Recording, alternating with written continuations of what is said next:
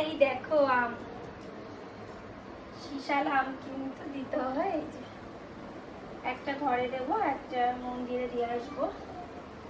পুজোটা তো আমি এমনি 2 বছর করছি, প্রথম বছর করিনি। প্রথম বছর দেব, আমি জানতামই না যে নীলষষ্ঠী বলে কোনো পুজো আছে, সত্যি জানতাম না।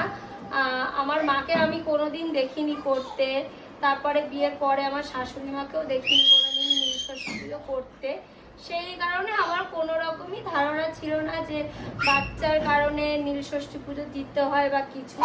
তারপরে আমাকে মানে সে আমার ভিউয়ার্স ছিল, আমার ভিডিও দেখতো, ভালো ভালো কমেন্ট করতো।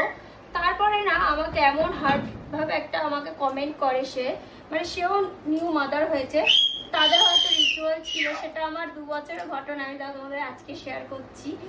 আমাকে হঠাৎ করে বলে বসলো, মা হয়েছে কিছু জানো না? আচ্ছা, হঠাৎ করে এই কথা বলছে। আমি কেন, কি হয়েছে? তার প্রোফাইলটা আমি ঘাটলাম, দেখলাম যে আমার থেকেও সে ছোট বয়সের একটা মেয়ে, সে নাকি আবার 2 বছরের, তো আর 2টো বাচ্চার মা। তো হতেই পারো, আমার থেকে কম এজের অনেকেই আছে যারা বিয়ে করেছে, বাচ্চা কাচ্চা নিয়ে ফেলেছে, বাট আমি কিন্তু প্ল্যানিং করে বেবি নিয়েছি। আমি বিয়ের পরে বেবি নিইনি। আমি বিয়ের পরে অনেক আনন্দ করেছি, জীবনটা অনেক সুন্দর কাটিয়েছি, ইভেন এখনও কাটাচ্ছি। তো আমার বেবি কিন্তু তখন নেওয়ার কোনো ভাবনা চিন্তা কিচ্ছু ছিল না। তারপরে বাড়ির থেকে সবাই বললো আমরা নাতি নাতনির কবে ডাক শুনবো, আর সবাই তো বড় হয়ে যাচ্ছে, এবার তুই মানে আমাদেরকে একটু খুশির খবর দে। তারপরে আমরা ভাবলাম যে ঠিক আছে, যেহেতু আমরা সোশ্যাল মিডিয়ায় কাজ করতাম, সেরকম ভাবনা চিন্তায় ছিলাম না। তারপর ভাবলাম যে ঠিক আছে, আমরা এখন বেবি প্ল্যানিং করতেই পারি। তো তখন আমরা বেবি প্ল্যানিং করি, করার পর যাই হোক আমার কনসিভও হয়। মানে আমার কোনো, সত্যি কথা বলতে, ঠাকুরের আশীর্বাদে আমার কখনো কোনো অসুবিধা হয়নি। কিন্তু সে আমাকে কমেন্টে এত বাজে বাজে কথা বলেছিল, মানে এখনো আমার মনে আছে।